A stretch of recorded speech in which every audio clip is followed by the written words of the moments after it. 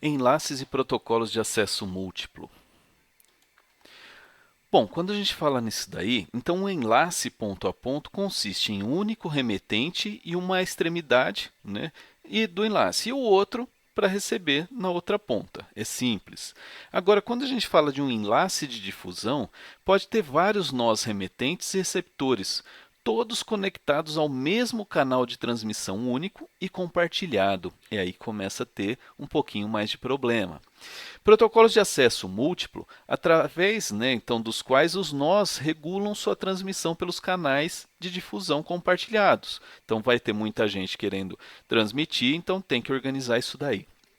Basicamente, quando a gente fala de acesso múltiplo, então a gente teria algo assim, por exemplo, algo compartilhado com fio, então aqui a ligação, das casas aqui da internet até o terminal do ISP, ou mesmo uma rede de computadores. Eu tenho aqui um barramento, todo mundo ligado nesse mesmo canal de comunicação aqui, é um canal de acesso múltiplo compartilhado. Uma rede Wi-Fi, então eu tenho aqui meu hotspot e aí tem aqui os computadores Wi-Fi compartilhando o mesmo meio, então compartilhando esse meio sem fio.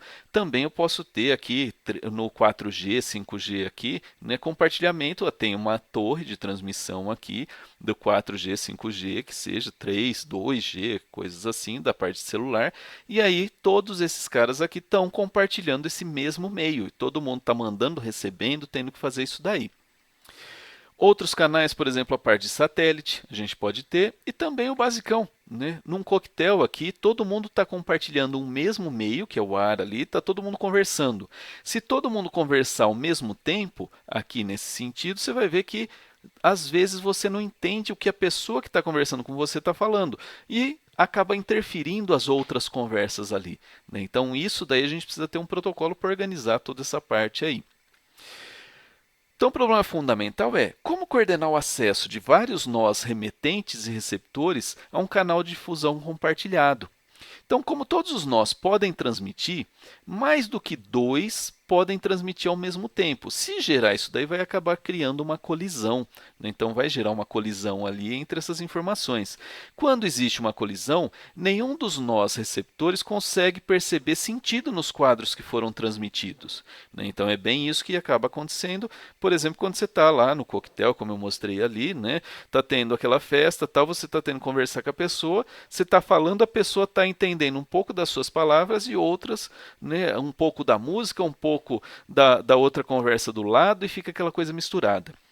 A coordenação da transmissão dos nós é de responsabilidade do protocolo de acesso múltiplo. Então, o que vai acontecer? Novos tipos de enlaces, novos protocolos de acesso múltiplo. Mudou o tipo de enlace, tem que ter um novo protocolo para trabalhar com aquele tipo de enlace novo. É uma área de pesquisa muito rica e ativa por conta do surgimento contínuo de novos enlaces, então novos tipos de transmissão. Agora tem fibra ótica de maior velocidade. Eu tinha, por exemplo, só tinha o esqueminha lá normal de rede Wi-Fi, aí depois Bluetooth, então tem outro protocolo para coordenar isso daí. Saiu outro protocolo de rede Wi-Fi, um mais avançado, novamente mais um esquema para ser analisado esse protocolo de acesso múltiplo, então tem que ser visualizado isso daí. Basicamente, a gente tem três categorias, então protocolos de divisão de canal, protocolos de acesso aleatório e também protocolos de revezamento. Esses daí são as três categorias que a gente tem para ser analisados. Características desejáveis de um protocolo desse tipo. Quando apenas um nó tem dados para enviar, esse nó tem uma vazão de R bits por segundo. Beleza. Quando M nós tem dados para enviar, quer dizer, mais de um, cada um desses nós vai ter uma vazão média de R, dividido por M. Então, R seria o total que eu teria de largura ali de banda para eu transmitir, e M seria a quantidade nós que querem transmitir isso daí. Então, você vê que já começou a dividir aquela largura que eu tinha inicial. Se só um nó, ele pode transmitir tudo. Se eu tenho mais de um, ele pega aquele total que eu tenho de banda para transmitir e divido pela quantidade de nós que querem transmitir. O protocolo é descentralizado, então não tem um nó mestre que represente um único ponto de falha. Isso é o que deseja. Não necessariamente é feito desse jeito. E o protocolo é simples para que sua implementação seja barata. A ideia Basicamente, as características desejáveis de um esquema desse, né, de protocolo de acesso múltiplo, é isso daí. Então, o que vai acontecer? A divisão de canal. A divisão da largura de banda de um canal de difusão entre todos os nós que compartilham esse canal. Então, o que existe? Existe lá o TDM, né, que é multiplexação por divisão de tempo, que é o que usa na telefonia celular. Né? Então, tinha isso daqui.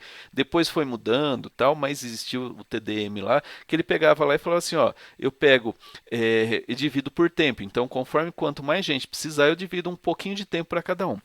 FDM é multiplicação por divisão de frequência, que é a ideia da televisão, do rádio, do modem DSL que a gente viu lá atrás. Então eu tenho várias frequências. Então a televisão mesmo, você chega e fala assim: eu quero usar o canal 9, o canal 10, o canal 11. Cada canal daquele lá na TV é uma frequência diferente. Todo mundo está transmitindo junto, todos os canais de televisão estão sendo transmitidos juntos. Né?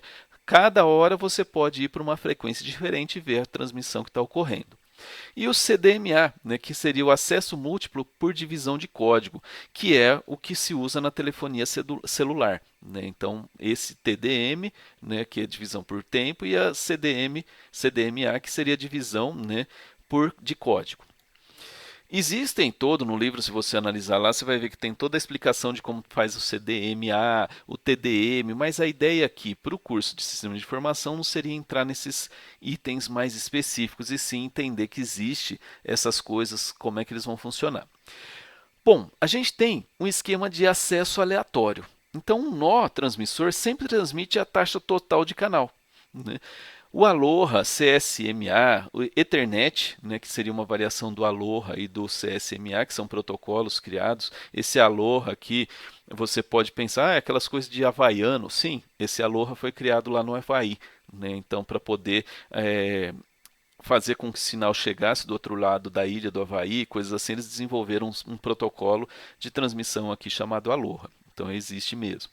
Quando existe uma colisão, usando um acesso aleatório, o que ele faz? O nó espera um tempo aleatório antes de transmitir novamente o quadro. Cada nó envolvido na colisão escolhe atrasos aleatórios independentes. Então, mandei os dados. Né? Então, aí o outro computador também mandou. Opa, deu colisão. Na hora que detectou a colisão, ele fala assim, então eu vou esperar 1 segundo. O outro vai lá e fala, eu vou esperar mais 3. Então, não vai ter colisão novamente, porque eu vou transmitir em um tempo, o outro vai transmitir em outro. Pode ser que os dois escolham o mesmo tempo, por ser aleatório, sim. Novamente, teve colisão? Gera-se novos tempos. Tá? Então é isso que ele vai fazer ali para esse atraso, né, para poder transmitir novamente. É possível que um dos nós escolha um atraso mais curto, suficiente que o atraso dos outros nós, e aí vai transmitir normal. Então cada nó envolvido retransmite repetidamente o seu quadro até que esse passe sem colisão nenhuma. Então ele vai tentando, tentando até que vai. Esse daí é o acesso aleatório. Outro que a gente tem seria o esquema de revezamento. Aparece a palavrinha pooling. O que é? Um dos nós é o mestre. E ele vai selecionar cada um dos nós por alternância circular. Então envia uma mensagem ao nó 1 dizendo que ele pode transmitir até certo número de quadros. Então, olha, nó 1, você pode transmitir lá seus 10 quadros. Após o nó 1 terminar de transmitir os quadros, o nó mestre vai lá e fala para o 2 transmitir os quadros que ele quer. Elimina a colisão e os intervalos vazios. Né? Então, introduz atraso de seleção e um único ponto de falha. Por exemplo, o Bluetooth é assim. Quando você conecta Bluetooth, né, você vai lá, Tiago, mas Bluetooth eu sempre conecto, eu pareio. Né? Então, eu coloco lá, é um aparelho com outro aparelho. Não necessariamente, você consegue colocar mais de um aparelho para trabalhar comunicação Bluetooth. Isso daí você consegue sim, né? Ele funciona, não é comum, né? Porque é mais simples você trabalhar direto esse ponto a ponto, mas você consegue fazer com que ele consiga entender isso daí no Bluetooth. Visualmente, como é que é isso daí? Basicamente seria isso. Tem um nó que coordena tudo, e esses daqui então seriam o master, né, o mestre aqui, e aqui os outros computadores. Então, imaginando que ele chega e fala assim, quem vai transmitir agora? Mandou para o primeiro. Então, você pode transmitir. Chega aqui, ele manda os dados que ele precisaria. Então, colocando um exemplo aqui. Feito isso, terminou de transmitir, ele pode mandar, por exemplo, para esse daqui um pull e falando assim, olha, agora é sua vez de transmitir. E aí vai encaminhando os dados para a rede. Tá? Aqui é só um exemplo, não é que ele vai mandar para o mestre, ele vai transmitir na rede, não tem problema ali.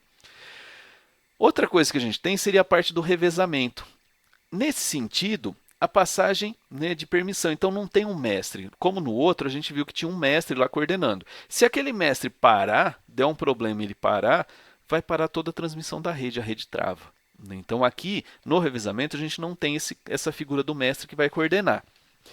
Um pequeno quadro de transmissão chamado token é passado entre os nós obedecendo uma determinada ordem. Então agora ele vai lá e vai passando o bastão, né, que eles normalmente falam, ou token. Se um nó tiver quadros para transmitir, quando ele recebe essa permissão, ele vai mandar o número máximo de quadros. E em seguida vai passar a permissão para o próximo. Falha de um nó pode derrubar o canal inteiro. Por quê? Se ele perder, se o cara que der falha tiver com token, ninguém mais recebe esse token para transmitir, então não consegue mais transmitir ninguém. Isso daí existe uma rede chamada Token Ring, né, 802.5, que funciona desse jeito aí.